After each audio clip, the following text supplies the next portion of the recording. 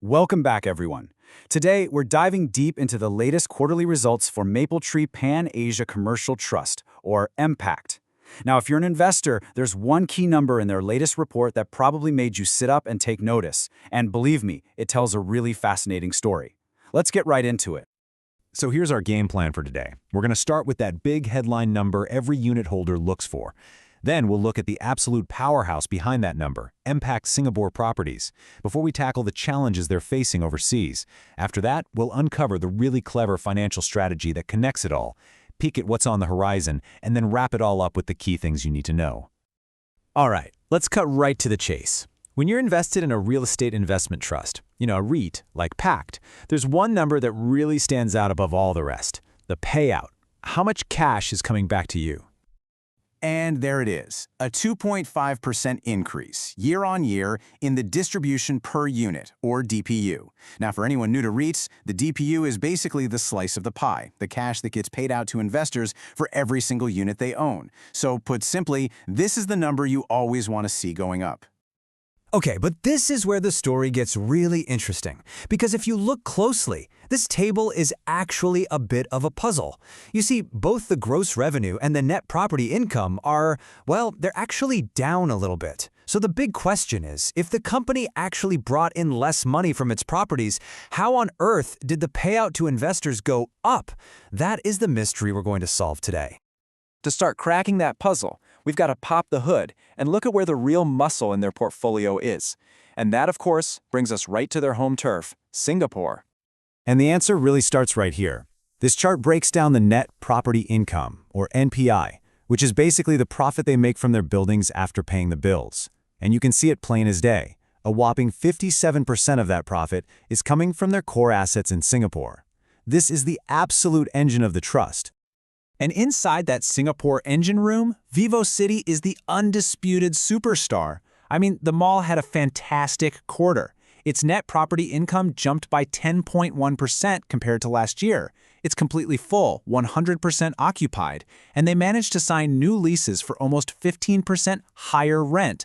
That is an incredibly powerful result. Yeah, and hey, you don't have to just take our word for it. The CEO herself, Miss Sharon Lim, says it right here. The Singapore portfolio is the bedrock of their strength, and it's VivoCity's performance that really anchors the whole operation. So the main takeaway here is, while the bigger picture has some twists and turns, that foundation in Singapore is just rock solid.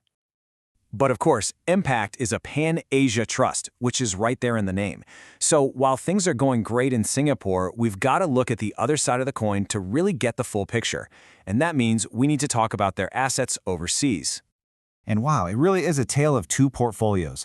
On one side, you have the Singapore assets delivering a really strong 5.3% growth in NPI. But on the other side, the company itself says its overseas markets, we're talking Hong Kong, China, and Japan, are facing some pretty significant headwinds. Right, let's be specific. In Hong Kong, their big asset is the Festival Walk Mall. Its performance has been hit because a lot of locals are now traveling outside of Hong Kong for shopping and fun. Then in China, office buildings like Gateway Plaza in Beijing have a totally different problem. A ton of new office space is flooding the market. That creates more competition and pushes rents down. So you see, these are very real on-the-ground challenges that explain that dip in their overseas income. Okay, so now we have all the pieces. You've got a strong Singapore performance getting pulled back just a bit by weaker overseas markets, which led to that little dip in overall revenue. So that brings us right back to our big question. How did they still manage to pay investors more? Well, the answer is all about some really smart, proactive financial management. MPACT pulled off a really clean three-step play here. First, they divested, which is just a fancy word for selling some of their assets. They sold a few office buildings in Japan and the office tower that's part of the Festival Walk Mall in Hong Kong. Second, and this is the genius part, they took all that cash from the sales and used it to pay down their loans. And third, well, less debt means you pay less in interest, which cut your finance costs. Simple as that. And here is the beautiful result of that strategy, a 10.2% drop in their finance costs. This right here is the solution to our puzzle. The money they saved on interest payments went directly to the bottom line. It was more than enough to cover the small dip in property income, and it's what directly funded that higher payout to unit holders. It was a really clever move, and it worked like a charm. Exactly. And all this smart financial footwork also made their balance sheet much healthier. This number, 37.3%, is their aggregate leverage ratio, or what investors call gearing. Just think of it like the loan to value on your house. It's how much debt they have compared to the value of their properties. Anything below 40% is considered really healthy and gives them a lot of breathing room. And here's another great health check metric for you, the interest coverage ratio. This just tells you how many times over the company's earnings can cover its interest payments.